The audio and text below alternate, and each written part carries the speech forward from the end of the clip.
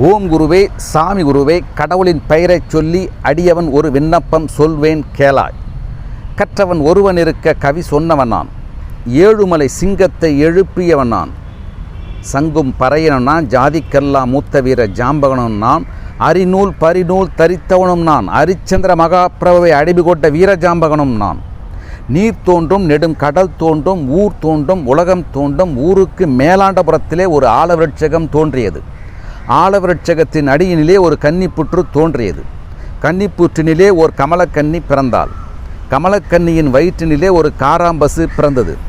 காராம்பசுவை காவலூர் கம்மாள பறையர்கள் காலை கட்டி கழுத்தை அறுத்து தோலை உரித்தார்கள். தோலை உரித்த பசுவின் மாமிசத்தை அங்குஜன், நீலர், அனுமார் சேர்ந்து 5 பங்காக போற்றர். 5 பங்கிலே முதலாவது பங்கை சிவபெருமான் மனைவியான சிவசக்தி எடுத்துச் சென்றார். இதை பார்த்தார் சிவபெருமான். இந்த பசுவின் மாமிசத்தை நாம் அறிந்து கொள்ள வேண்டுமென்றால் யாரை அழைத்தால் நல்லது என்று எண்ணி அடே வீரஜாம்பகா என்று குரல் கொடுத்தார். ஐயனின் குரலை கேட்டு அடியேனும் ஓடி வந்து சுவாமி என்றான் வீரஜாம்பகன். அடே வீரஜாம்பகா, சிவசக்தி எடுத்துச் செல்ல முதற்பங்கானது எதற்கடா உதவும் என்று கேட்டார் சிவபெருமான். சுவாமி, சிவசக்தி எடுத்துச் செல்ல முதற்பங்கானதோ பசுவின் மாமிசம். அது மந்திரம் கற்றவர்க்கும் தந்திரம் கற்றவர்க்கும் மாயாஜாலம் அறிந்தவர்க்கும் மகிடிக்கும் மையாகும் சுவாமி என்று சொன்னான் வீரஜாம்பகன். அடே வீரஜாம்பகா, நாராயணமூர்த்தி எடுத்துச் செல்லும் 2வது பங்கு எதற்கடா உதவும் என்று கேட்டார் சிவபெருமான். சுவாமி, நாராயணமூர்த்தி எடுத்து செல்லும் 2வது பங்கோ எலும்பானது. அதிலே சீப்பாகும் சிமிழாகும் சீர்பெற்று வாழுகின்ற பெண்களுக்கெல்லாம் வர்ண டப்பியாகும் சுவாமி என்று சொன்னான் வீரஜாம்பகன். அடே வீரஜாம்பகா, பிரம்மதேவர் எடுத்துச் செல்லும் 3வது பங்கு எதற்கடா உதவும் என்று கேட்டார் சிவபெருமான். சுவாமி, பிரம்மதேவர் எடுத்துச் செல்லும் 3வது பங்கோ காலானது. அது அரச பரம்பரைக்கும் அருள் கொடுக்கும் தேவர்களுக்கும் அருகிலே நின்று வீசும் வெஞ்சாமரையாகும் சுவாமி என்று சொன்னான் வீரஜாம்பகன். அடே வீரஜாம்பகா, நீ எடுத்து வைத்திருக்கின்றாயே 4வது பங்கு, அது எதற்கடா உதவும் என்று கேட்டார் சிவபெருமான்.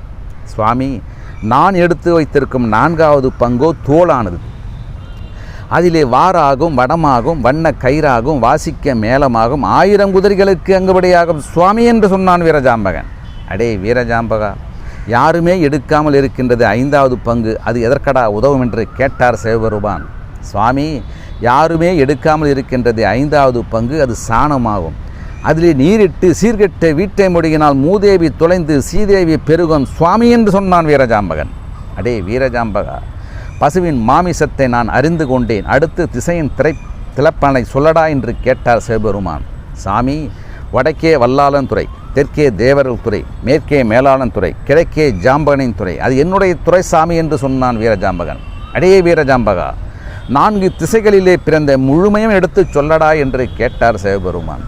சுவாமி, வடக்கே மகாபாரதம் பிறந்தது, தெற்கே ராமாயணம் பிறந்தது, மேற்கே சாணவர்கள் அழிந்தார்கள், கிழக்கே சங்கும் சாணாரக்கத்தியும் பிறந்துவிட்டன சுவாமி என்று சொன்னான் வீரஜாம்பகன்.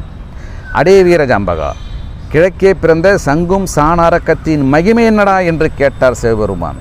சாமி, இறந்த குழந்தையின் தாய்க்கொடியிருக்க சாணாரக்கத்தியம், இறந்த பின் ஈமச்சடங்கு முடிக்க சங்குமே பிறந்துவிட்டன சுவாமி என்று சொன்னான் வீரஜாம்பகன். அடே வீரஜாம்பகா, பார் உலகத்திலே பரமனாய் நான் பிறந்தேன், இந்த பூலோகத்திலே சுடும் பறையனாய் நீ பிறந்தாய். ஆனால் இனி முதற்கொண்டு நீயும் பறையினமல்ல, இந்த பரமனின் ஜாதி என்று சொல்லி அங்கே மங்களம் பாடி கையிலே வெங்கலப்பறை எடுத்து கொடுத்தார் சிவபெருமான். சுவாமி, மங்களம் பாடி வெங்கலப்பறையை கையிலே எடுத்து கொடுத்து விட்டீர்கள், அடியேனுக்கு ஏது கட்டளை என்று கேட்டான் வீரஜாம்பகன். அடே வீரஜாம்பகா, பூலோகத்திலே 8 திக்கும் 16 கோணமும் சென்று பூ மலர பால் பொடிய என்று வீரப்பறை சாற்றி வாடா என்று சொன்னார். சுவாமி, 8 திக்கும் 16 கோணமும் சென்று வீரப்பறை சாற்ற வேண்டுமென்றால் எதை தின்று எதன் மீது ஏறி சென்று என்னால் வீரப்பறை சாற்ற முடியும் என்றான் வீரஜாம்பகன். கவலைப்படாதே வீரஜாம்பகா, ஆங்கில சாராயம் அரைகள கல்லையும் கலந்து வைத்திருக்கின்றேன், இதை அறிந்துவிட்டு மதையானை மீதேறி சென்று வீரப்பறை சாற்றி வாடா என்று சொன்னார். ஐயனின் ஆணைப்படி ஐங்கில சாராயம் அரைகளை கல்லையும் அறிந்துவிட்டு மதையானை மீதேறி சென்று அதிகாலை வேளையிலே போய் சேர்ந்தான் காளி கோயிலை. காளி கோயிலை அடைந்த வீரஜாம்பகன் 3 முறை அம்மணி அம்மணி அம்மணி என்று அழைத்தான். ஜாம்பகனின் குரலை கேட்ட காளிகா தேவியோ கண் விழித்து பச்சரிசி பல்கடித்து பச்சை பட்டுடுத்தி 7 கதவுகளையும் திறந்து வந்து கையிலே சூளாயுதத்தோடு தின்றாள். காளிகா தேவியை கண்ட வீரஜாம்பகன் கை நடுங்கி கால் நடுங்கி உடல் நடுங்கி மதுபோதை தான் இறங்கி பயந்து நின்றான். அடே வீரஜாம்பகா, வெள்ளியோ முளைக்கவில்லை, விடியற்காலம் பிறக்கவில்லை. இந்த அன்னையை அழைத்ததற்கான காரணம் ஏனடா என்று கேட்டால் காளிகா தேவி, தாயே என்னை மன்னியுங்கள். தேவர்கள் ஒன்று கூடி வேதங்கள் பலவும் பாடி வீரப்பறைச்சாற்ற சொல்லிவிட்டனர். பறைசாற்ற களிப்பின்றி அடியேன் கலைஞன் நிற்கின்றேன், தயவு செய்து அருள் புரியுங்கள் தாயே என்று காலிலே விழுந்தான் வீரஜாம்பகன். ஜாம்பகனின் பாவத்தை பார்த்த காளிகா தேவியோ வாசலில் முன்பிருந்த வேங்கையின் முனையும் தள்ளி அடியும் தள்ளி நடுப்பாக்கத்தை கணிப்புடன் எடுத்து கொடுத்தாள். காளிகா தேவியின் கணிப்பை பெற்ற வீரஜாம்பகன் மத யானை மீதேறி சென்று கம்மாள தேசம் போய் சேர்ந்தான். 1 அடி அடித்தான் செந்தாமரை பூத்தது, 2 அடி அடித்தான் ராஜ்யத்தை அடைந்தான், 3 அடி அடித்தான் பூலோகத்தை போய் சேர்ந்தான். பூலோகத்திலே பூ உதிர, பிஞ்சு உதிர, காய் உதிர, கனி உதிர, 5 தலை நாகனின் குடல் அழுகிவிட 6 மாதத்து பிண்ட மலரை விட என்று வீரப்பறை சாற்றினான். இதை பார்த்தார் சிவபெருமான். அடே வீரஜாம்பகா, நான் உன்னிடத்திலே சொல்லியது ஒன்று, ஆனால் நீ செய்வது ஒன்றாக இருக்கின்றது, ஏனடா இப்படி செய்தாய் என்று கேட்டார் சிவபெருமான். சுவாமி, தாங்கள் சொல்லியபடி செய்தேனே என்றால் அடியேனும் பிழைக்க முடியாது, இந்த பூலோகத்திலே பாவ புண்ணியங்களையும் அறிய முடியாது என்றான். அடே வீரஜாம்பகா, இந்த பூலோகத்திலே பாவ புண்ணியங்களை அறிவதற்கும் வழி இருக்கிறதா என்று கேட்டார் சிவபெருமான்.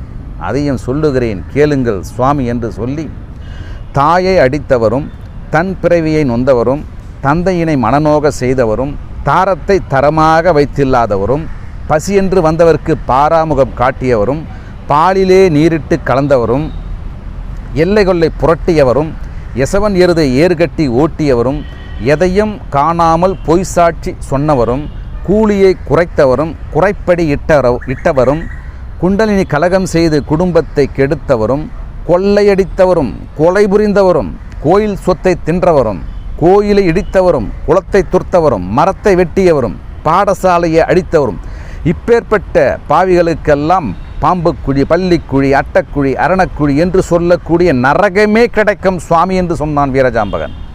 அடே வீரஜாம்பகா, புண்ணியம் செய்தவர்க்கு ஏதடா கட்டளை என்று கேட்டார் சிவபெருமான்.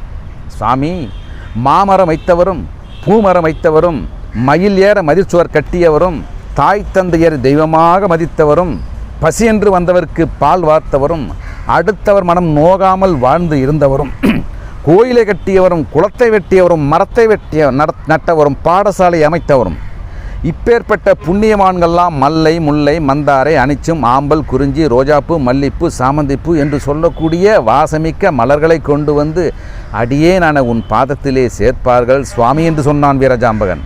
அடே வீரஜாம்பகா, வாசமிக்க மலர்களை கொண்டு வந்து அடியேனான என் பாதத்திலே சேர்ப்பதினால் என்னடா பலன் இருக்கிறது என்று கேட்டார் சிவபெருமான்.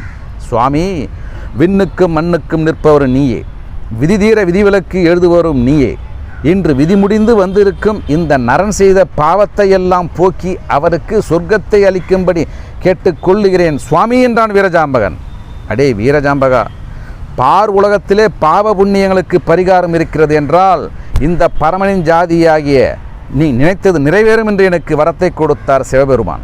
அந்த ஐயனிடத்திலே வரத்தை பெற்ற நான் இன்று மண்ணை வெட்டி வழி திறந்தேன். காளியே கதவை தர, அரிச்சந்திரா வழியை விடு.